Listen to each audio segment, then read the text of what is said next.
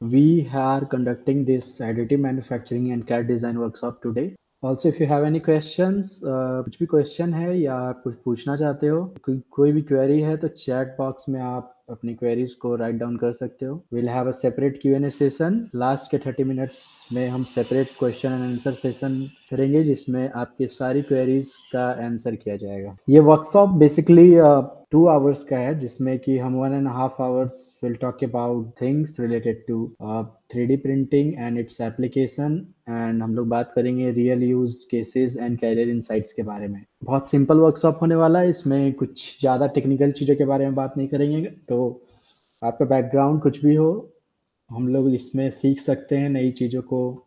अपने कैरियर इसमें स्टार्ट कर सकते हैं. कैरियर क्या ऑप्शंस है इसके बारे में भी डिस्कस करने वाले हैं.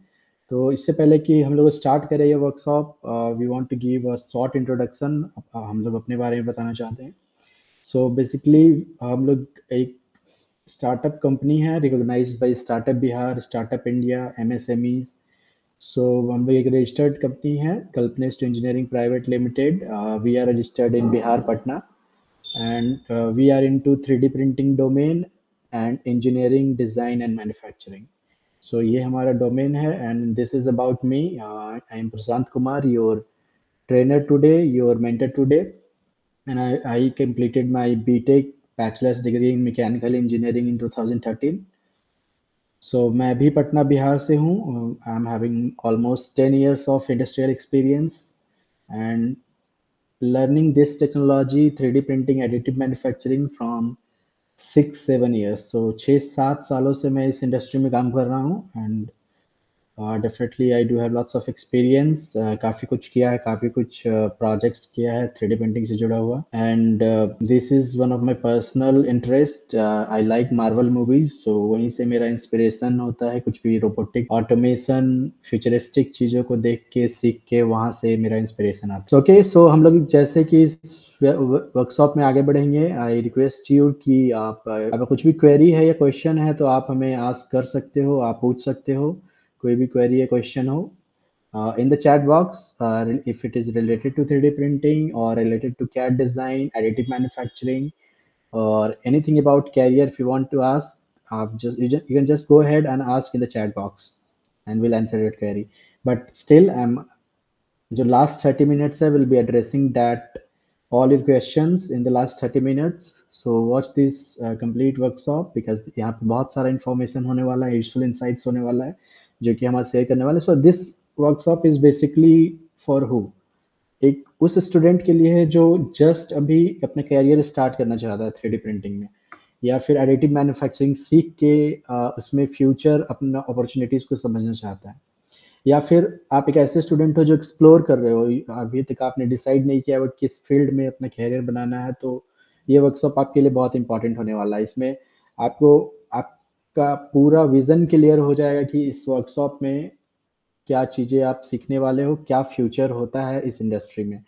ओके, सो जो लोग अभी जुड़े हैं उनके लिए अगेन मैं रिपीट कर दूं कि हम लोग एक स्टार्टअप हैं recognised by startup Bihar, startup India, MSME. जो हम लोग काम कर रहे हैं बेसिकली एक कम्युनिटी स्पेस बिल्ड करने के ऊपर जिसमें हम इनोवेटर्स को, स्टार्टअप्स को प्रोटोटाइपिंग में सपोर्ट करते हैं. एंड जो न्यू स्टूडेंट्स हैं, जो नए लोग इससे सीखना चाहते हैं, उनको लर्निंग में सपोर्ट करते हैं. तो ये हमारा स्टार्टअप है बेसिकली. एक रजिस्टर्ड कंपनी है, रजिस्टर्ड स्टार्टअप है. And this is about me. I am a mechanical engineer. So this is not important कि मतलब ये जरूरी नहीं है कि अगर आप ये सीखना चाहते हो, इस इंडस्ट्री में एक्सप्लोर करना चाहते हो तो आपके पास टेक्निकल डिग्री हो. But if you have the technical degree बहुत आसान हो जाता है, जल्दी आप चीज़ों को समझ सकते हो, गेन कर सकते हो. तो okay, so let me see someone has written something clear. Okay, thank you so much, Venkata. Thank you so much. So yeah, so we'll move forward. हम लोग का वेबिनार का आज का एजेंडा क्या है, वर्कशॉप का एजेंडा क्या है. सो ये हमारा एजेंडा है बेसिकली. सो हम लोग बात करेंगे कि एडिटिव मैन्युफैक्चरिंग क्या है, व्हाट इज एडिटिव मैन्युफैक्चरिंग, ये 3D प्रिंटिंग कैसे इवॉल्व हुआ है, कैसे हम इसे कंपैरिजन कर सकते हैं जो एग्जिस्टिंग मैन्युफैक्चरिंग मेथड्स जो इंडस्ट्री सदियों से यूज करते आ रही है, लाइक सब्ट्रैक्टिव मैन्युफैक्चरिंग. इस सब्ट्रैक्टिव मैन्युफैक्चरिंग से कैसे डिफरेंट है 3D printing additive manufacturing. And then हम लोग डिस्कस करेंगे डिफरेंट 3D प्रिंटिंग टेक्नोलॉजीज़ के ऊपर। बहुत सारी 3D प्रिंटिंग टेक्नोलॉजी अभी मार्केट में अवेलेबल है। तो अभी कौन सी टेक्नोलॉजी जो है ईजिली एक्सेप्टेबल है for on consumer point perspective से, एंड कौन सी टेक्नोलॉजी जो है वो R&D एंड बाकी इंडस्ट्री में यूज़ हो रहा है, इसके बारे में हम लोग बात करेंगे। हम लोग और सीखेंगे कि जो FDM है, बिकॉज मैंने जो ये वर्कशॉप ऑर्गेनाइज करा है इसमें मोस्टली हम बात करने वाले हैं FDM, फ्यूज डिपोजिशन मॉडलिंग के ऊपर। तो ये एक type of 3D printing technology है। इसमें हम लोग सीखेंगे कैसे ये वर्क करता है, इसका बेसिक प्रिंसिपल क्या है। And then will move on की कौन कौन सी मटेरियल्स अवेलेबल है, क्या रिसर्च चल रहा है इन चीज़ों के बारे में। Then will also talk about कि क्या अच्छी चीज़ें हैं इस 3D प्रिंटिंग की एंड कौन सी बुरी चीज़ें हैं। तो ये सारी चीज़ें हम सीखने वाले हैं। तो जो जिन्होंने भी अभी ज्वाइन किया है, जस्ट अभी ज्वाइन किया है वर्कशॉप, आप चैट बॉक्स में प्लीज़ अपना आपका जो भी एजुकेशनल बैकग्राउंड है आप राइट कर दो। If you are a BTech, write BTech in mechanical. If you are in electrical, if you are an electrical engineer, write BTech in electrical. If you are normal graduation और anything, whatever you did, whatever you studied, just write into the chat box. So इससे मुझे समझने में आसान हो जाए कि मेरा जो कंटेंट है और जो मैं जिन चीज़ों को मैं डिस्कस करने वाला हूँ अभी 2 आवर्स में, अपकमिंग 1 एंड हाफ आवर्स में, ये आपके लिए समझना बहुत आसान हो और कैसे मैं डिलीवर कर सकता हूँ इसको बेहतर तरीके से। So please do right into the chat box. Okay, so I can see mechanical engineering. Okay, great. Okay, so nice. हाँ, सो देन जब हम उन चीज़ों की बात कर लेंगे तो हम अपने एजेंडा को कंटिन्यू करेंगे, जिसमें हम लोग कैड एसेंशियल 3D प्रिंटिंग के लिए कैड क्यों ज़रूरी है, कैसे ज़रूरी है, इस चीज़ों को समझेंगे। वर्क फ्लो क्या होना चाहिए, कुछ बेसिक मॉडल्स मैं आपको शो करूँगा, क्या कंसिडरेशन डिसाइड करना होता है while you are designing for 3D printing, and कैसे उस जो आप डिज़ाइन बनाते हो उसे कैसे आप अप टू 3D प्रिंटर ले जाके आप कैसे उस फाइल को मैन्युफैक्चर कर सकते हो, कैसे आप बिल्ड कर सकते हो। तो इन सब चीज़ों के बारे में हम लोग डिस्कस करने वाले हैं आज। तो ये हमारा बेसिकली एजेंडा है फॉर द टुडे। एंड इसमें इसमें हम real world applications and projects के बारे में भी फ्यू केस स्टडीज़ को डिस्कस करेंगे, जिसमें कि आपका कंज्यूमर प्रोडक्ट्स है, हमारी इंडस्ट्रियल डिज़ाइन है। मैं 2-3 एग्जांपल्स भी आपको शो करूँगा। एंड पास्ट में हमने क्या प्रोजेक्ट्स किए हैं, स्टूडेंट प्रोजेक्ट्स, इंडस्ट्री प्रोजेक्ट्स, इसकी भी एक ओवरव्यू आपको एक मिल जाएगी कि किस तरह की अपॉर्चुनिटीज़ अवेलेबल है मार्केट में, कैसे आप बिज़नेस बना सकते हो around 3D printing and additive manufacturing. ठीक है?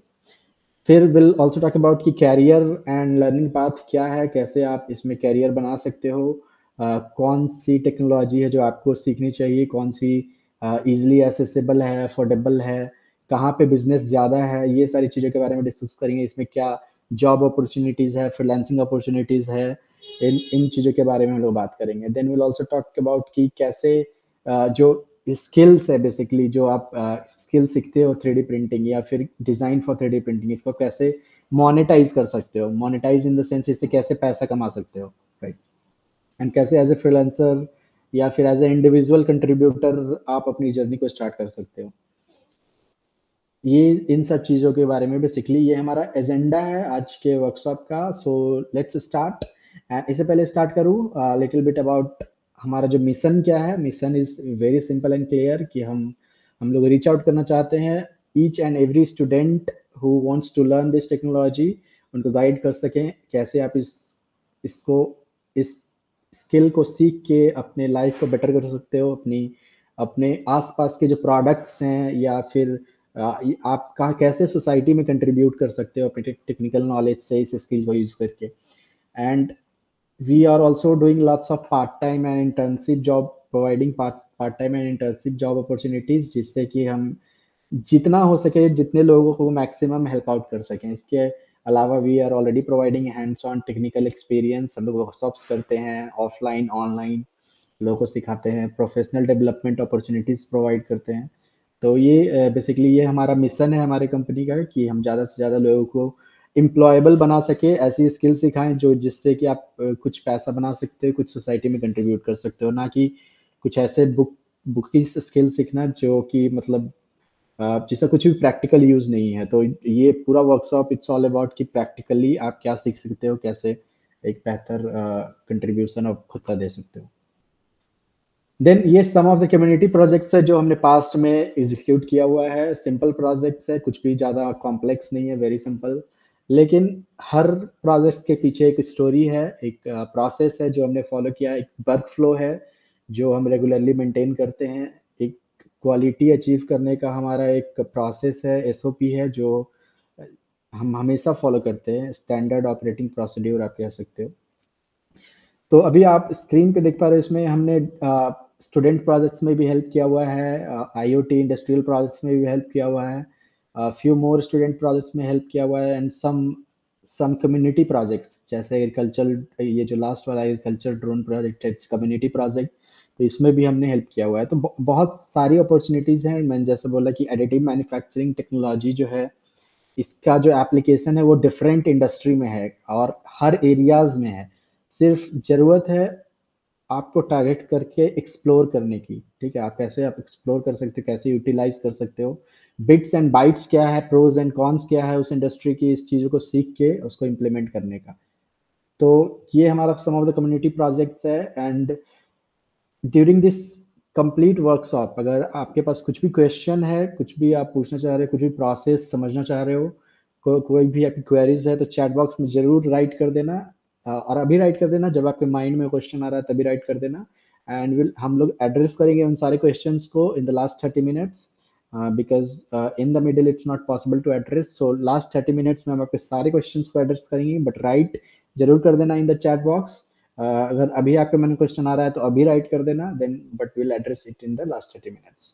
सो यहाँ पे देखो, अभी आप हमारी कम्युनिटी को भी ज्वाइन कर सकते हो। ये फ्री व्हाट्सएप कम्युनिटी है जो आप हमारे व्हाट्सएप कम्युनिटी को ज्वाइन कर सकते हो, जहाँ पे ऑलरेडी अराउंड 1000 मेंबर्स ज्वाइंड हैं।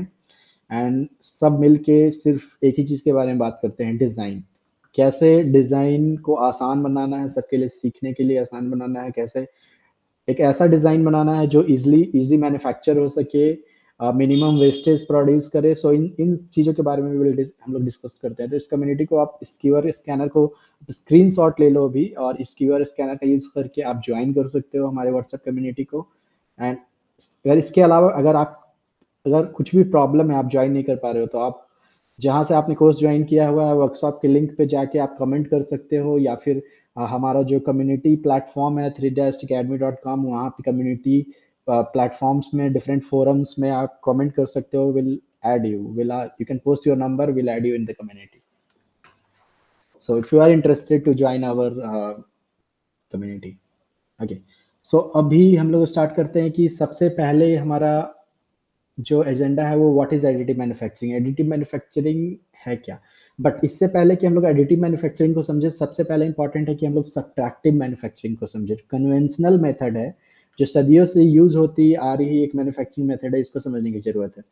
तो तभी हमारा एडिटिव मैन्युफैक्चरिंग क्लियर हो जाएगा माइंड में।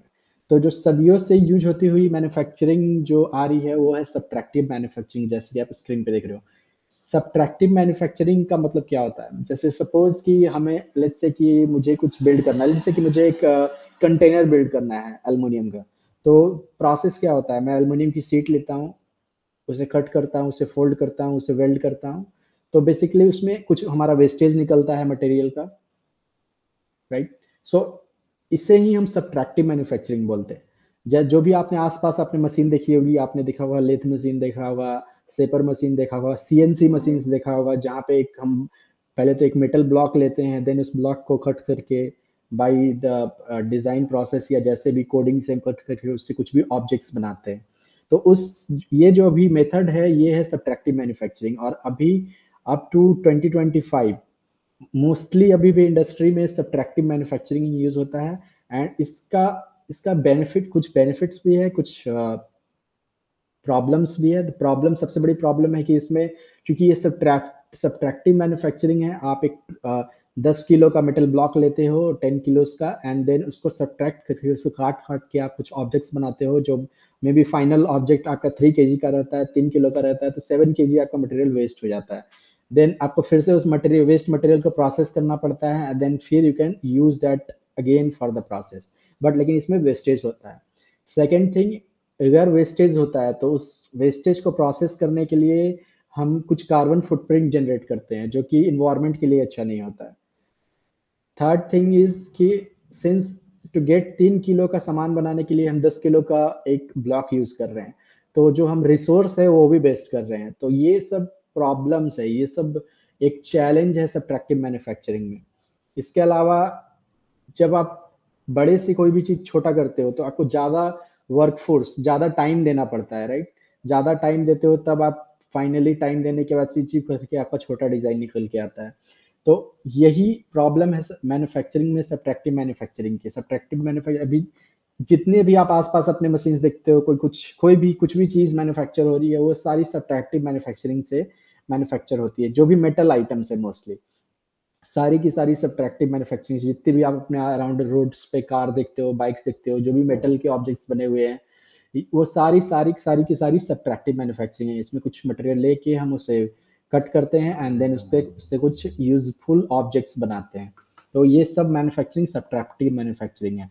एंड हम लोग जिस पर्पस के लिए आज इस वर्कशॉप में ज्वाइन हुए हैं, it's all about additive manufacturing. तो एडिटिव नाम से ही क्लियर है, एडिटिव मैन्युफैक्चरिंग। इसमें था सब्ट्रैक्टिव मैन्युफैक्चरिंग, मतलब सब्ट्रैक्ट करके कुछ मैन्युफैक्चर करना, जो कि नॉर्मल प्रोसेस है, जो कि अभी तक यूज हो रहा था। हम लोग अभी बात करने वाले हैं एडिटिव मैन्युफैक्चरिंग के बारे में, जिसमें कि हम लोग ऐड करके मटेरियल्स कुछ भी मैन्युफैक्चर करते हैं। तो हम लोग जीरो से स्टार्ट करते हैं, from zero we'll start adding one by one, 1 2 3 4 5 6, and then we'll build something big or something useful। तो ये वो कहलाता है एडिटिव मैन्युफैक्चरिंग।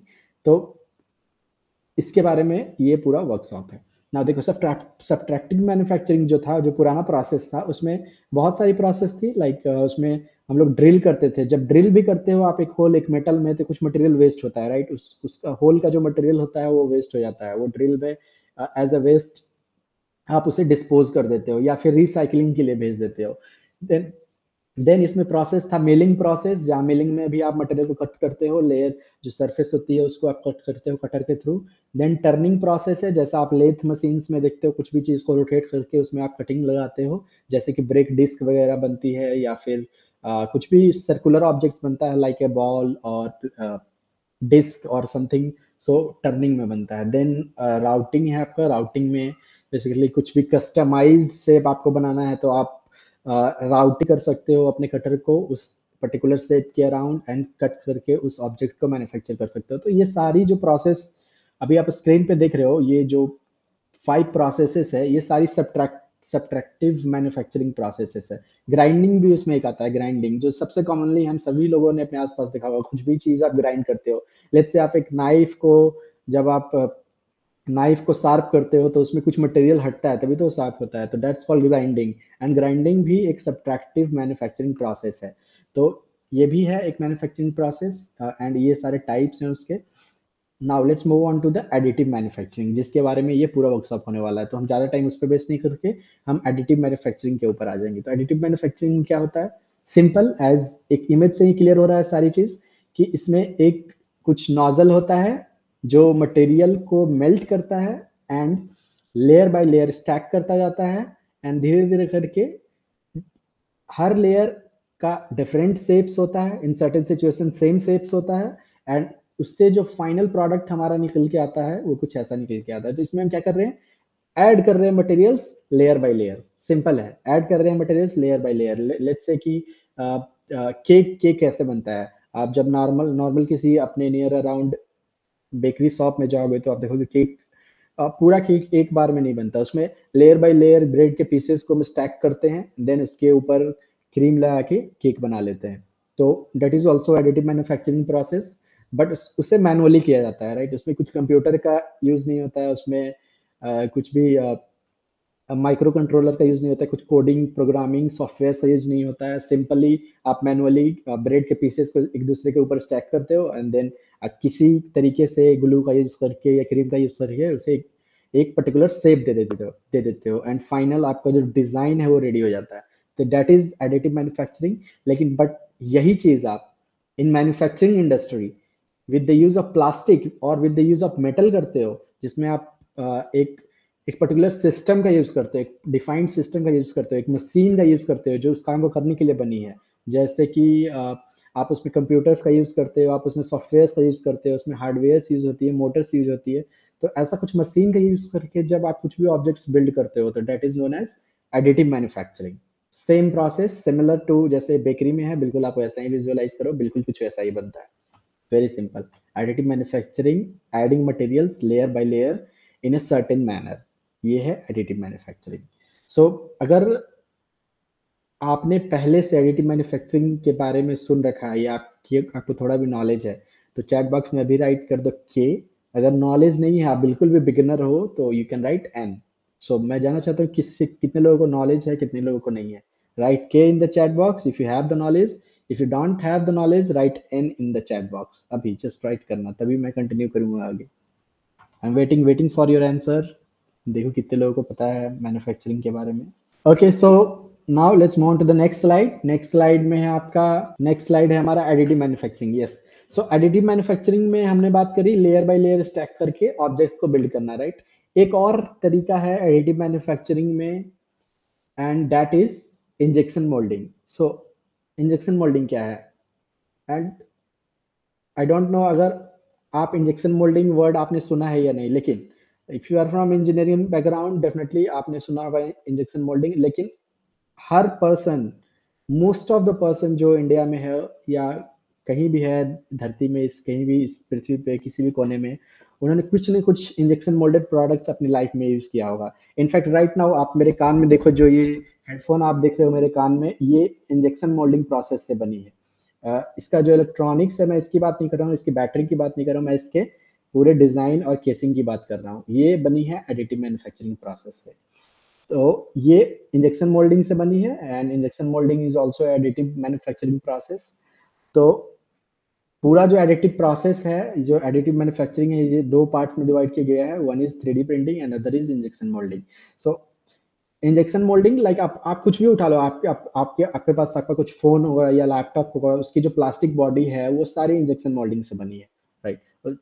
जो बकेट्स आप अपने घर में यूज करते हो या फिर कोई भी ऑब्जेक्ट्स, डेकोरेटिव ऑब्जेक्ट्स जो आपके अराउंड है, आपका जो टीवी का जो केसिंग है, प्लास्टिक केसिंग है, वो बना होता है इंजेक्शन मोल्डिंग से। तो injection moulding is also type of additive manufacturing, but again इसमें ड्रॉबैक है कि कुछ भी अगर आप इंजेक्शन मोल्डिंग से बनाना चाहते हो, even a small nail, small screw of this size, let's say 5 mm, 10 mm, तब भी आपका कॉस्ट ऑफ प्रोडक्शन जो है बहुत हाई होता है। लाइक चूंकि ये मशीन्स एक्सपेंसिव होती है इंजेक्शन मोल्डिंग, और इन मशीन्स को ऑपरेट करने के लिए जिन रिसोर्सेज की रिक्वायरमेंट होती है वो भी बहुत हाई है, एंड जिसकी वजह से एक्सपेंस बहुत ज़्यादा हाई हो जाता है। तो प्रॉब्लम क्या होता है? प्रॉब्लम पैसे की नहीं है। लाइक जिसके पास पैसा है वो मशीन लगा सकता है, प्रोडक्ट्स बना सकता है। प्रॉब्लम क्या है? प्रॉब्लम है लीड टाइम का। लीड टाइम की अगर आप कुछ इनोवेट करना चाहते हो, आपके लेट्स से कि मेरे मन में कुछ आइडिया किसी प्रोडक्ट का है और मैं इनोवेट करना चाहता हूँ, तो अगर मेरे पास 3D प्रिंटिंग नहीं है तो मैं इंजेक्शन मोल्डिंग की तरफ जाऊंगा डेफिनेटली। एंड मेरे पास पैसा है तब भी मुझे 1 मंथ ऑफ टाइम देना होगा उस आइडिया को चेक करने के लिए कि ये आइडिया वर्क करेगा या नहीं करेगा। सो अगर वर्क करेगा तो ठीक है, मेरा जो इन्वेस्टमेंट है वो सक्सेसफुल होगा। अगर वर्क नहीं करेगा तो मेरा complete investment will go waste. So इसलिए injection moulding is a good option but not in the early phase of the design or the production। क्योंकि अर्ली फेज में क्या होता है, जब भी आप कुछ प्रोडक्ट इनोवेट करते हो या डिजाइन करते हो, लेट्स से कि सिंपल ये माउस जो आप अपनी स्क्रीन पे देख रहे हो, लेट्स से ये माउस जब भी डिजाइन हुआ होगा एंड मैन्युफैक्चर हुआ होगा for the first time in the factory, तो इस ऐसा नहीं है कि किसी ने इसे वन टाइम डिजाइन किया होगा और ये सीधा प्रोडक्ट मैन्युफैक्चरिंग में चला गया होगा और आपके पास पहुंचने लगा होगा। कम से कम इसमें 100 टाइम्स चेंजेस हुई होगी डिजाइन में, इसके लुक्स में या इसके मटेरियल्स में ऑप्टिमाइज करना पड़ा होगा हर स्टेप पे डिजाइन को। और इसीलिए जब भी आप कोई भी प्रोडक्ट देखते हो अपने अराउंड, तो हर समय हर प्रोडक्ट का एक वर्जन होता है, version 1, version 2, version 3, and her version के साथ वो प्रोडक्ट बेहतर और ज़्यादा यूजफुल होता जाता है। क्यों? क्योंकि डिजाइनर जो है कंटिन्यूअस अपना एफर्ट डालता है उस प्रोडक्ट को बेटर करने पे, और आपसे फीडबैक कलेक्ट करके, किसी से भी फीडबैक, जो भी यूजर है उस प्रोडक्ट का, उससे फीडबैक कलेक्ट करके उस प्रोडक्ट को बेहतर बनाया जाता है, यूजफुल बनाया जाता है। तो ये एक प्रोसेस है। एंड हर टाइम जब आप एक इस सिंगल माउस को मैन्युफैक्चर करते हो, तो आपको मोल्डिंग में, अगर आप मोल्डिंग से इसे मैन्युफैक्चर कर रहे हो, तो आपको पूरा जो सेटअप है उसको चेंज करना पड़ता है फॉर ईच पीस। अगर आपने इसमें माइनर 1 mm का भी चेंज किया इस कंप्लीट डिजाइन में, और आपने अगर इसे मोल्डिंग से मैन्युफैक्चर करना है, तो आपको पूरा कंप्लीट प्रोसेस चेंज करना होगा। तो बहुत ज़्यादा पैसा वेस्ट होता है for a complete development process. और इसी प्रॉब्लम की वजह से इस नई टेक्नोलॉजी जिसके बारे में हम वर्कशॉप कर रहे हैं, 3D प्रिंटिंग, उसका ये यूजफुल हो जाती है। कैसे? फर्स्ट, आप बहुत जल्दी आज के टाइम पे 2025 में ऐसी मशीन्स डेस्कटॉप लेवल पे अवेलेबल है, लाइक हमारे पास एक नॉर्मल पेपर प्रिंटर होता है, और एंड टाइम के साथ वो पेपर प्रिंटर भी बेहतर होता गया, उसी तरीके से 3D प्रिंटर्स भी इन 2025 बहुत बेहतर हो चुकी है। आप अपने डेस्कटॉप पे रख सकते हो, कहीं भी टेबल पे यूज कर सकते हो, घर में यूज कर सकते हो, या फिर ऑफिस में यूज कर सकते हो, इजिली एक्सेसिबल है, मेंटेनेंस लेस मेंटेनेंस रिक्वायर्ड है, एंड बहुत सारी अवेबिलिटी बहुत आसान हो गई है, जिसकी वजह से कोई भी एक इनोवेटर है, लेट्स से कि मैं एक इनोवेटर हूँ, मेरे मन में कुछ आइडिया, कुछ भी प्रोडक्ट डिजाइन करना चाहता हूँ, तो मैं बड़ी आसानी से, लेट्स से कि मुझे एक पेन डिजाइन करना है, तो मैं बड़ी आसानी से ये डिजाइन अपने कैड सॉफ्टवेयर में डिजाइन कर सकता हूँ, 3D मॉडल बना सकता हूँ, एंड देन उस 3D मॉडल को मैं अपने 3D प्रिंटर में प्रिंट करके टेस्ट आउट कर सकता हूँ कि मेरा ये आइडिया काम करेगा या नहीं करेगा, लोगों को पसंद आएगा या नहीं आएगा। तो जब भी आपको कोई भी प्रोडक्ट आइडिया टेस्ट करना हो, या फिर लो वॉल्यूम प्रोडक्शन करना हो, तो आप इस तरह के डिजाइन को टेस्ट आउट कर सकते हो on a very minimal cost, बहुत कम कॉस्ट पे आप इस चीज को कर सकते हो। एंड इसका बेनिफिट क्या होगा कि बहुत अच्छे प्रोडक्ट्स मार्केट में आएंगे। अच्छे प्रोडक्ट्स मतलब कि आपके पास चूंकि कम बजट में, कम टाइम फ्रेम में रिसर्च एंड डेवलपमेंट करने का अपॉर्चुनिटी है, राइट? आप आसानी से रिसर्च एंड डेवलपमेंट कर सकते हो, डिजाइन टेस्ट आउट कर सकते हो, तो आप एक अच्छा प्रोडक्ट डेवलप कर सकते हो। बट अगर आपके मन में बहुत अच्छा आइडियाज है भी, और अगर आप उसे मैन्युफैक्चर नहीं कर पाओगे, या either the time is constant और द मनी इज कॉन्स्टेंट, कोई भी एक आपका अगर रुकावट आ रहा है, तो आपका जो आइडियाज है वो वेस्ट हो जाता है, आप कुछ दिन के बाद उस आइडियाज को गिव अप कर देते हो। बट लेकिन आपके पास टेक्नोलॉजी है और वो एसेसिबल है, आप आसानी से उस टेक्नोलॉजी को यूज कर सकते हो, तो जो क्वालिटी ऑफ प्रोडक्ट्स है वो अच्छी हो जाती है। तो इसलिए आने वाले टाइम पे इन 2026 और आफ्टर 2020, आफ्टर 2030, सॉरी, बहुत सी ऐसी प्रोडक्ट्स आएगी जो आपने सोची नहीं होगी। ऐसे डेवलपमेंट्स आने वाले हैं, क्योंकि जो R&D करने का टाइम है वो बहुत कम हो गया है 3D प्रिंटिंग टेक्नोलॉजी के आने से।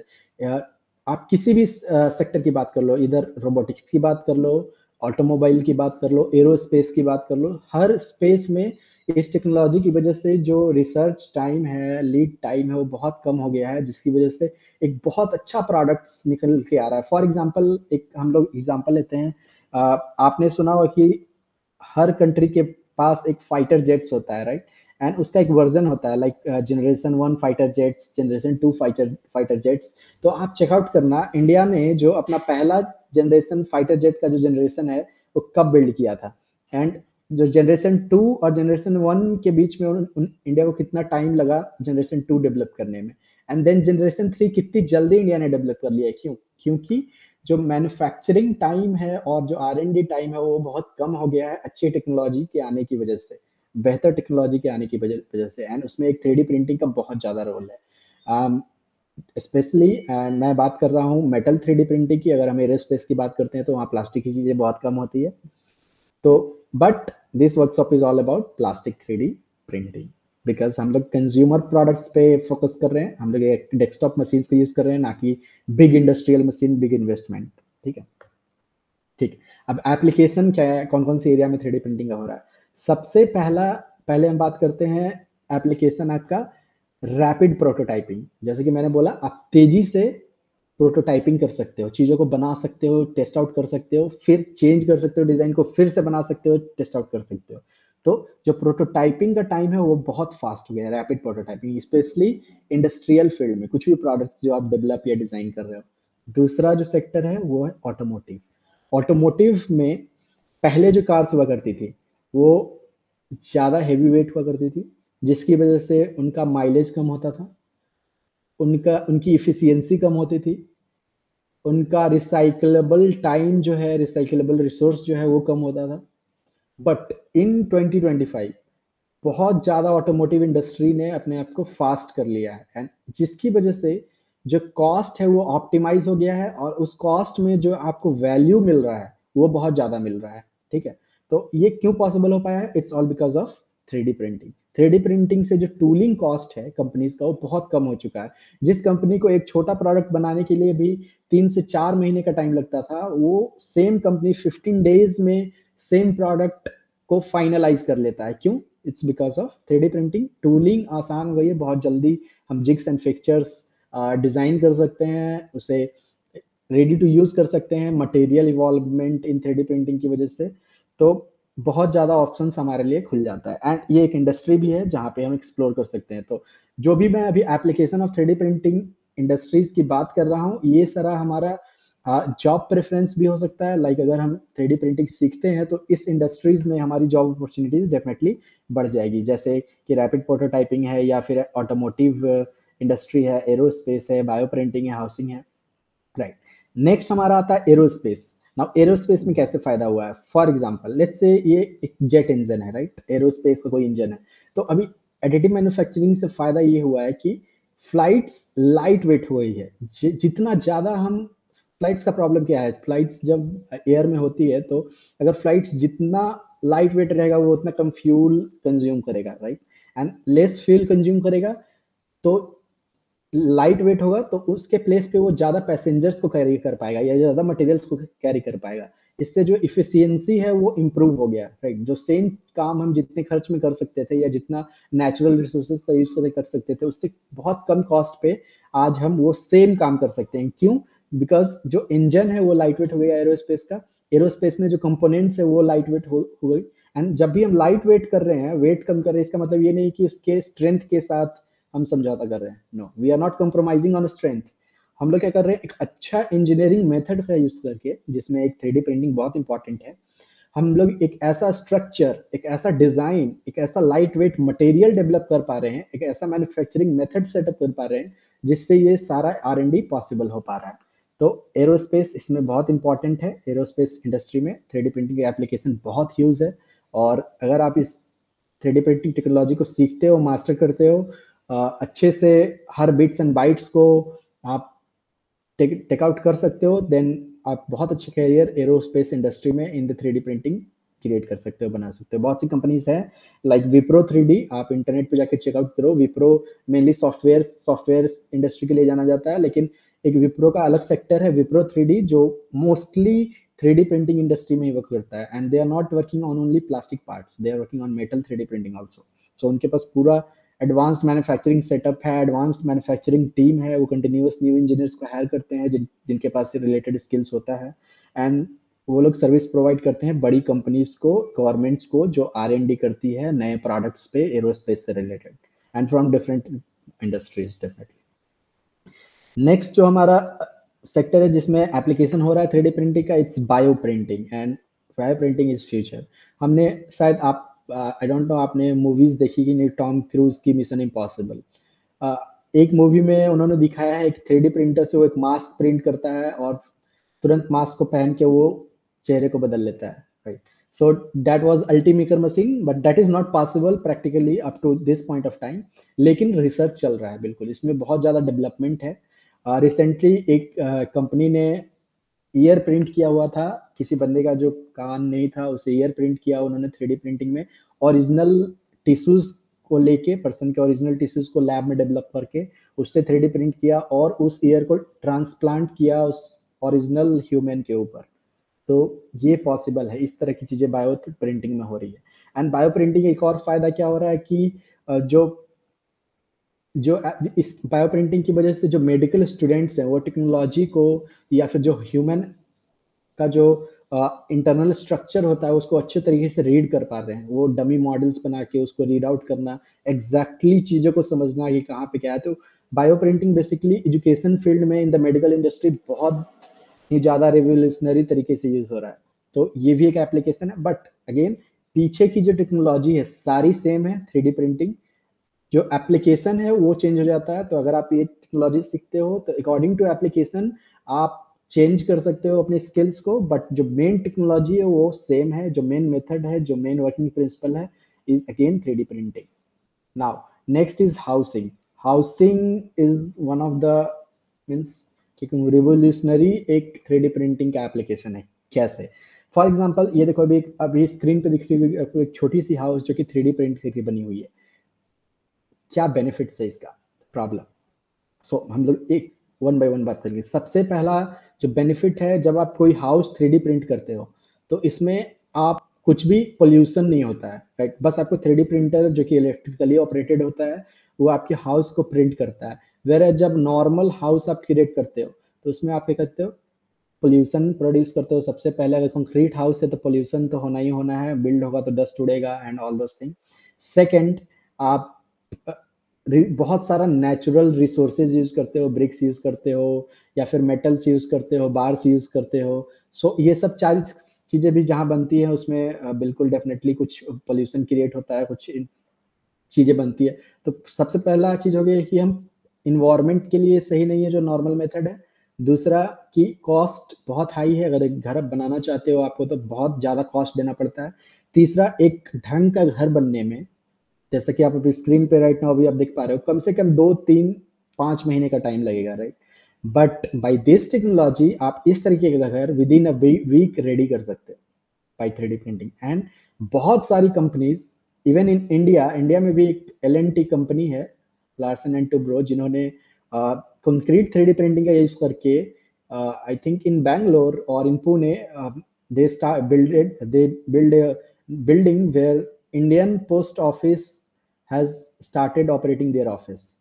सो बहुत सारा ऐसा रिवोल्यूशन हो रहा है, लाइक इन अफ्रीका, जहाँ पे बहुत ज़्यादा प्रॉब्लम्स है हाउसिंग को लेकर, हाउस कंस्ट्रक्शन मटेरियल इक्विपमेंट्स को लेके। सो अफ्रीका में बहुत ज़्यादा मतलब लोगों के लिए जिनके पास घर नहीं है उनको एक अफोर्डेबल हाउसिंग सॉल्यूशन के रूप में 3D प्रिंटेड हाउसेस प्रोवाइड की जा रही है, राइट? इसकी लाइफ, डेफिनेट सी बात है, इसकी लाइफ जो कन्वेंशनल मेथड से बनने वाले हाउसेज हैं उतनी उतनी तो नहीं होती है, लेकिन if you compare it with the it's eco-friendly, it's affordable, the lead time is less, जल्दी आप बना सकते हो, बहुत अच्छा वैल्यू निकल के आता है। तो इस फील्ड में भी बहुत अच्छा एप्लीकेशन है, जब बस चेकआउट कर सकते हो। सो विल से कि not in housing, here we can right in construction industry also the application of 3D printing is very huge. So आप सीख सकते हो। Now, few other applications हैं, some common applications like in clothing industry, कुछ companies 3D printing का use करके clothes manufacture कर रही है, लाइक रिबॉक ने अपना जूता मैन्युफैक्चर किया हुआ है 3D प्रिंटिंग का यूज करके, and that so is futuristic, light weight है, आपके आपका जो फुट होता है उसके अकॉर्डिंग कंप्लीटली कस्टमाइज्ड है, एंड बहुत सारा बेनिफिट्स है उसमें। Then the jewellery inside jewellery भी 3D printing is getting use, because आप एक परफेक्ट डिजाइन्स बना सकते हो, ऐसा डिजाइन्स बना सकते हो ज्वेलरी में यूजिंग 3D प्रिंटिंग जो कि नॉर्मल मेथड से पॉसिबल ही नहीं है। एक ऐसा शेप्स बना सकते हो जो नॉर्मल मेथड से पॉसिबल नहीं है। 3D प्रिंटिंग यूज हो रहा है आर्ट में, लाइक लेट्स से आपको एक स्टैचू बनाना है, देन पुराने वाले प्रोसेस में आपको स्टैचू का पूरा स्टोन से कार्व करना होता था, देन यू कैन इधर मेक ए मोल्ड और उसमें आप कंक्रीट या कोई और मटेरियल फिल करके आप उसे बना सकते हो। But by 3D printing you can make those kind of things very easily. आप जल्दी और कम कॉस्ट पे कुछ भी क्रिएट कर सकते हो आर्ट से related object. Then food is also very revolutionary. Recently एक कंपनी है, I don't know in Europe, they are manufacturing meat, veg meats, जो कि प्लांट बेस्ड मटेरियल से उन्होंने बनाया है, एंड वो टेस्ट में बिल्कुल नॉर्मल मीट की तरह है, but it's been 3D printed using some plant material, so it's a veg meat. So that kind of thing they are using in 3D printing. And also few companies है जो chocolate 3D printers बनाती है। For example if you want to give someone, आपका कोई loved ones है जिसको आप gift करना चाहते हो something unique, something customised chocolates, तो आप कर सकते हो। And again we can also control the sugar in it, we can control the ingredients in it using this technology. So we can make, हम लोग अपने कस्टम टेस्ट के according materials को मिक्स कर सकते हैं, and then we can make those chocolates. So food industry में भी बहुत अच्छा एप्लीकेशन है। तो ऑलमोस्ट सारी इंडस्ट्री में इसका एप्लीकेशन है, सो आप टेक्नोलॉजी को बिल्कुल सीखो, अच्छे से एक्सप्लोर करो, then we can do something, right. Now अब हम आते हैं 3D प्रिंटिंग में कौन कौन सा प्रोसेस है। सो फर्स्ट प्रोसेस अभी आप अपनी स्क्रीन पे देख पा रहे हो, इसे बोलते हैं हम सेलेक्टिव लेजर सिंटरिंग। जैसे मैंने थोड़ी देर पहले आपको बताया था कि if you remember, subtractive manufacturing में ये सारा प्रोसेस है, right, drilling, milling. In the same manner additive manufacturing में भी डिफरेंट काइंड ऑफ प्रोसेस है, राइट। लेकिन हम सारे फील्ड्स को स्लोली स्लोली लर्न आउट कर सकते हैं। फर्स्ट विल सी कि ये एसएलएस क्या होता है। सो ये एसएलएस प्रोसेस है जो एरोस्पेस इंडस्ट्री में यूज होता है। इसमें मेटल ऑब्जेक्ट्स को 3D प्रिंट किया जाता है फ्रॉम पाउडर। आप कुछ भी पाउडर लेते हो, 1 केजी या 2 केजी का एक पाउडर किसी बकेट में फिल आउट कर लेते हो, मेटल बकेट में। देन थ्रू लेजर उस पाउडर को मेल्ट करके लेयर बाय लेयर ऑब्जेक्ट्स को बिल्ड किया जाता है। तो इसे हम बोलते हैं selective laser sintering, SLS. Powder based 3D printing है, राइट। एक पावरफुल लेजर होता है जो टाइनी पाउडर पार्टिकल्स को मेल्ट करता है, एंड मेल्ट करने से क्या होता है कि जो अगर आप किसी पाउडर में सर्टेन पॉइंट्स पे लेजर को प्रोजेक्ट करोगे, तो जिस पॉइंट पे लेजर प्रोजेक्ट हो रहा है वहां का पाउडर मेल्ट हो जाएगा और अपने आसपास के पाउडर को भी अपने साथ स्टिक कर लेगा। So by following the same process they used to make some useful objects. उसके बाद क्या होता है, जब आपकी 3D प्रिंट रेडी हो जाती है, आप पूरे ब्लॉक को बाहर निकाल के उसे क्लीन आउट करते हो, either through the air jet और वाटर जेट। आप जो एक्सेस पाउडर होता है उसे क्लीन आउट कर लेते हो, एंड आपके पास जो फाइनल ऑब्जेक्ट है वो रह जाता है। देन उसको पोस्ट प्रोसेस करना होता है। उसे थोड़ी देर आपको हीट चैम्बर में रखना होता है on a certain degree temperature, ताकि जो कुछ और उसमें पाउडर्स रह भी गया है तो वो मेल्ट हो जाए और एक दूसरे के साथ अच्छे से बाइंड हो जाए, ताकि जो भी आपका मेटल ऑब्जेक्ट निकल के आ रहा है, जो भी आपका कुछ ऑब्जेक्ट निकल के आ रहा है, वो पूरा सॉलिड हो एकदम, एकदम से उसमें थोड़ा सा भी वॉइड्स नहीं है, थोड़ा सा भी एयर पार्टिकल्स नहीं है, पूरा एकदम सॉलिड होना चाहिए। उसका strength of material should be good. So ये एक मेथड है एसएलएस। देन हमारा नेक्स्ट 3D प्रिंटिंग मेथड जो है वो है SLA। सो अगर आप SLA is also affordable. So ये दूसरे तरीके से काम करती है। इसमें क्या करते हैं हम लोग, रेजिन का यूज करते हैं। तो एक बकेट होता है जिसमें ये, लेट्स से कि ये बकेट जो आप यहाँ पे देख पा रहे हो, इसमें ये बकेट होता है और इसमें हम रेजिन्स को फिल कर देते हैं। एंड देन ये एक प्लेटफॉर्म है जो नीचे की तरफ आता है, और इस बेड के नीचे लेजर होती है जो लिक्विड को सॉलिडिफाई करती है थ्रू लेजर। सो यूवी लेजर्स होती है जो लिक्विड को सॉलिडिफाई कर देती है, एंड जो ये रेजिन्स होता है they are also UV sensitive. So and by using that controlled UV laser हम लोग कुछ भी ऑब्जेक्ट्स बिल्ड कर लेते हैं by curing this resins, by solidifying this resins, और फाइनल ऑब्जेक्ट्स हमारा डिजाइन निकल के आता है। तो आपको हमारे यूट्यूब चैनल पे कुछ वीडियोस मिल जाएगी जो हमने ऑब्जेक्ट्स रेजिन से 3D प्रिंटेड किया हुआ है। एंड मैं चैनल का जो हमारा पेज का जो लिंक है चैनल का, वो मैं चैट बॉक्स में डाल देता हूँ, आप जाके चेकआउट कर सकते हो। वहाँ पे आपको कुछ SLA की प्रिंटेड ऑब्जेक्ट्स मिल जाएगी, and this technology is also very useful. And difference between, अगर आप SLA और SLS और SLA पे कंपेयर करोगे तो टेक्नोलॉजी में डिफरेंस क्या है। SLS जो 3D प्रिंटर्स है, this will come around 60 lakhs 80 lakhs rupees, right, for a single machine, for a small build volume. But यहीं पे अगर आप SLA 3D प्रिंटिंग की बात करो, तो इसमें जो ऑब्जेक्ट्स बनती है वो प्लास्टिक की बनती है, नॉट मेटल। सो इसका इस प्रिंटर का कॉस्ट होता है around 40 to 50,000 for a desktop machine.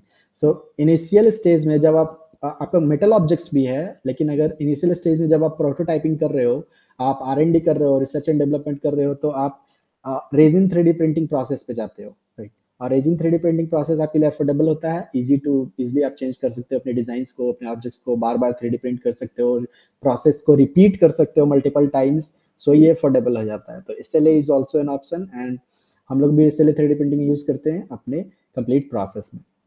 And then जो टेक्नोलॉजी आती है एक्चुअल 3D प्रिंटिंग, जब इंटरनेट पे आप सर्च करोगे तो सब लोग बस इसी को 3D प्रिंटिंग मानते हैं, एंड दैट इज FDM और FFF, जिसके बारे में ये वर्कशॉप है, एंड जो कि आप अपने स्क्रीन पे मशीन देख पा रहे हो।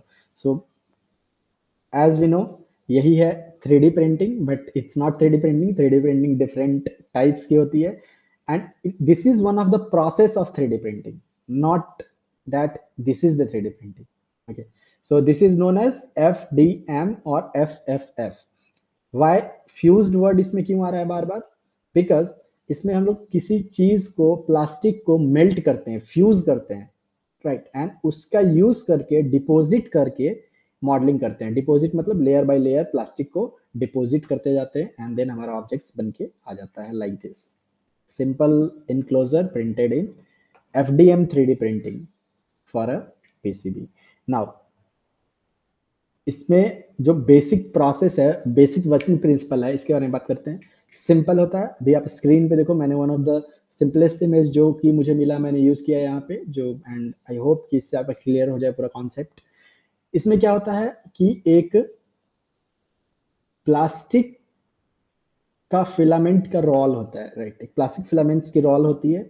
एंड अगर आप इंटरनेट पे सर्च करोगे दैट 3D प्रिंटर फिलामेंट लिख के, मैं आपको दिखा देता हूँ, 3D प्रिंटर फिलामेंट लिख के, तो ये आपको प्लास्टिक की रोल्स आपको इंटरनेट पे सारी जगह पे मिल जाएगी। देखो ये सारी 3D प्रिंटिंग फिलामेंट्स है। एंड लेट्स से कि मैं इसमें से कोई ओपन करके आपको दिखा दूँ, देखो इसमें प्लास्टिक की वायर टाइप्स की फिलामेंट्स होती है एंड ये कम्प्लीटली अफोर्डेबल होती है। यहाँ पे देखो ये 1600 1700 लाइक बहुत ज़्यादा अफोर्डेबल होती है। For single KG of plastic आपको मिल जाता है। इसमें definitely different types of plastics होती है, तो इसके बारे में हम डिस्कस करेंगे कौन सा यूज़ करना चाहिए, कौन सा नहीं यूज़ करना चाहिए। लेकिन ये फिलामेंट्स प्लास्टिक होती है एंड ये प्लास्टिक आप यहाँ से देखो, फिलामेंट प्लास्टिक यहाँ पे एक एक्सट्रूडर में जाता है। यहाँ पे जो आप सेटअप देख रहे हो इसे हम बोलते हैं एक्सट्रूडर। तो एक्सट्रूडर का काम क्या है? एक्सट्रूडर जैसे अगर आपको प्लास्टिक कहीं फीड करनी है, कहीं भेजना है, तो कैसे भेजोगे? इधर आप उसे अपने हाथ से पुश करोगे, राइट, आगे भेजने के लिए, या फिर आप कुछ मोटर का यूज करोगे और उसको आगे भेजोगे। तो मोटर कैसे उसको आगे भेजेगा? तो मोटर में देखो आप यहाँ पे गियर लगा होता है, राइट, एंड दूसरी तरफ एक सिंपल डिस्क होती है प्लेन मेटल की, एंड उसके बीच से जब आप ये प्लास्टिक डालते हो एंड जब ये गियर रोटेट करता है, तो by the force of pressure ये प्लास्टिक को आगे की तरफ फीड करता है, राइट, एंड वो कंटिन्यूअस फीड करता जाता है अपने नेक्स्ट स्टेप पे। तो इसी को हम लोग बोलते हैं 3D printer extruder, right. And ये एक्सट्रूडर से जब प्लास्टिक आगे बढ़ता है तो वो जाता है सीधा हमारे नोजल में, जहाँ पे नोजल हीट होता है और हीट करके वो नोजल में सबसे नीचे होल होता है जहाँ से वो मटेरियल को मेल्ट कर देता है एंड प्लास्टिक हमारी डिपॉजिट हो जाती है और कोई भी ऑब्जेक्ट्स बिल्ड कर देती है। फॉर एग्जांपल मैं आपको एक वीडियो दिखा दूं जिससे कि कैसे ये ऑब्जेक्ट्स बन रही है आपको पूरा क्लियर हो जाएगा। अगर अप टू दिस पॉइंट आपका कोई भी क्वेश्चन है तो आप चैट बॉक्स में राइट कर सकते हो। कुछ कुछ भी चीज़ जो आपको समझ में नहीं आ रही है आप चैट बॉक्स में राइट कर दो, हम लोग सारा उस क्वेश्चन को एड्रेस करेंगे और आपका जो भी क्वेरी होगा उसे सॉल्व करेंगे और फिर हम लोग आगे इस वर्कशॉप को फिनिश करेंगे। इसमें जो भी अभी कंटेंट्स बाकी है वो हम डिस्कस करेंगे। तो मैं आपको दिखा रहा हूँ एक 3D प्रिंटिंग प्रोसेस जहाँ की आप देख सकते हो। Just a second.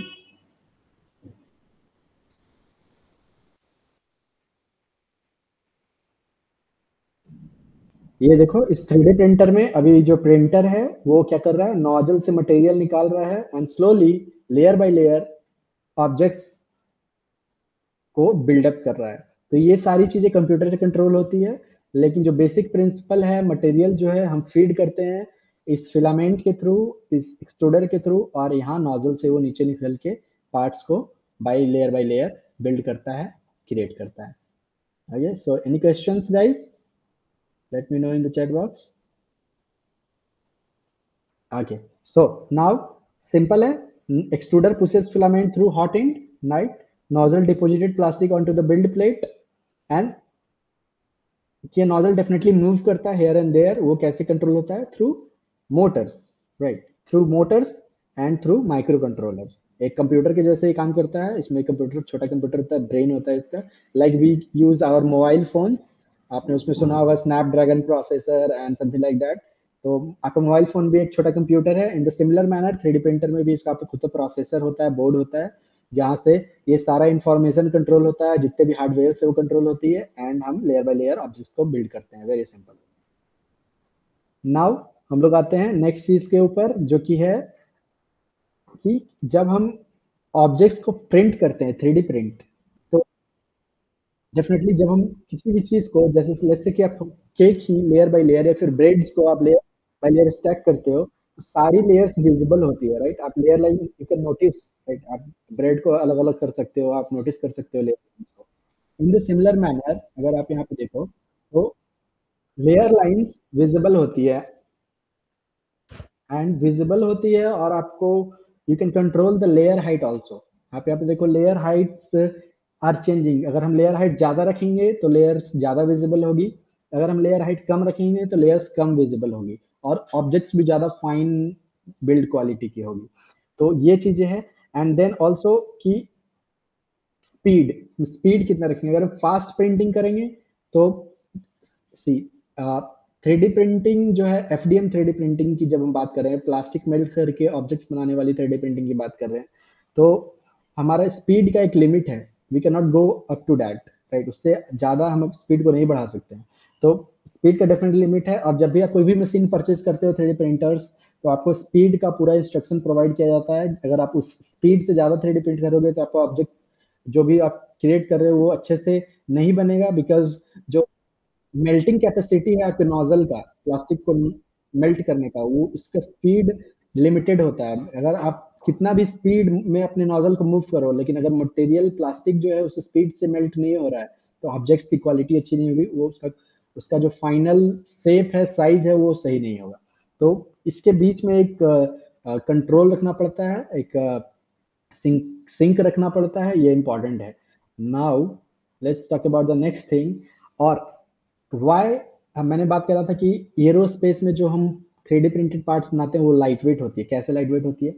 For example, let's say आप एक क्यूब प्रिंट कर रहे हो, सिंपल क्यूब, 6 साइड्स होती है क्यूब की, राइट? आप एक क्यूब प्रिंट कर रहे हो, एंड ये कोई लेट्स से कि वो एक कोई एरोस्पेस का पार्ट है, एंड एक सिंपल क्यूब है, 6 साइड सॉलिड क्यूब। तो नॉर्मल मैन्युफैक्चरिंग मेथड से जब आप उसे बनाने जाओगे, कैसे बनाओगे? आप एक बड़ा सा ब्लॉक लोगे, उसे चारों तरफ से काट के एक क्यूब बना लोगे अपने रिक्वायर्ड शेप एंड साइज का, and that will be full solid, right? अगर आयरन का है then it will be around, let's say around 20 kg का होगा। लेकिन in three D printing, metal three D printing में अगर आप सेम चीज मैन्युफैक्चर करोगे, तो आप इनसाइड जो है उसमें उसे आप हॉलो कर सकते हो, right? And you can hollow that in particular density, like आप हॉलो बड़ा रख सकते हो, छोटा रख सकते हो, और बहुत ज्यादा फाइन भी रख सकते हो। Also, you can hollow it in a particular orientation, like rectangular holes बना सकते हो, hexagonal shapes बना सकते हो, honeycomb structure बना सकते हो। So इसकी वजह से क्या होता है, जो जब भी हम कुछ पार्ट्स मैन्युफैक्चर करते हैं यूजिंग थ्री डी प्रिंटिंग, और अगर वो ऑब्जेक्ट्स अंदर से हॉलो है by using any kind of shapes and density, तब भी उस ऑब्जेक्ट का जो स्ट्रेंथ है और जो सॉलिड ऑब्जेक्ट का स्ट्रेंथ है, they will be almost same, right? वो बाहर से बिल्कुल सेम सॉलिड होगी, लेकिन जो हॉलो ऑब्जेक्ट है वो वेट में अराउंड 1/10 ऑफ टाइम्स होगा। लाइक अगर ये 10 किलो है तो थ्री डी प्रिंटेड वाली सिर्फ 1 किलो की होगी। एंड इसी बेनिफिट की वजह से थ्री डी प्रिंटिंग टेक्नोलॉजी जो है इतनी ज़्यादा फेमस हुई, because there is no way, there is no process कि हम लोग नॉर्मल मैन्युफैक्चरिंग मेथड से कोई भी सॉलिड ऑब्जेक्ट्स बना सकें जो बाहर से पूरी सॉलिड हो और अंदर से हॉलो हो। We can not cut beyond the object, right? कोई भी चीज आप अंदर से कट आउट नहीं कर सकते हो जब तक आप बाहर से कोई होल ना बनाओ, समथिंग कुछ ना बनाओ, राइट? एंड यहीं पे थ्री डी प्रिंटिंग बेनिफिट है बाकी टेक्नोलॉजी के ऊपर, बाकी जो मैन्युफैक्चरिंग प्रोसेस है उसके ऊपर। By using three D printing we can create objects with different infill density, right? Different infill structure. So ये चीज है। एंड डेफिनेटली क्योंकि ऑब्जेक्ट्स जब भी आप थ्री डी प्रिंटर्स में देखते हो तो ऑब्जेक्ट्स नीचे से बिल्ड होती है, नीचे से 1 2 3 4 5 6 7 8 ऐसा करके लेयर्स बिल्ड होती जाती है। And sometime these layers are thousand, 10,000 और 50,000, 1 lakh number of layers. So क्या होता है, आप कुछ ऐसा ऑब्जेक्ट डिजाइन करते हो, for example in this case देखो यहाँ पे जो ये ऑब्जेक्ट डिजाइन है, इसमें एक जो ये सिलेंड्रिकल पोर्शन है, ये इन द हवा में है, राइट? तो जब कोई थ्री डी प्रिंटर यहाँ से प्रिंट करना स्टार्ट करता है तो सबसे बॉटम पे तो सपोर्ट होता है बेड का, राइट? जिसपे वो प्रिंट करना स्टार्ट करता है। लेकिन अगर यहाँ पे आके अगर कुछ भी आप एल शेप में कोई ऑब्जेक्ट बनाते हो, तो उस एल शेप को सपोर्ट नहीं मिल पाता, इस वाले पोर्शन को कहीं नीचे से सपोर्ट नहीं मिल सकता। तो थ्री डी प्रिंटर हवा में या फिर इन द एयर तो प्रिंट करेगा नहीं, राइट?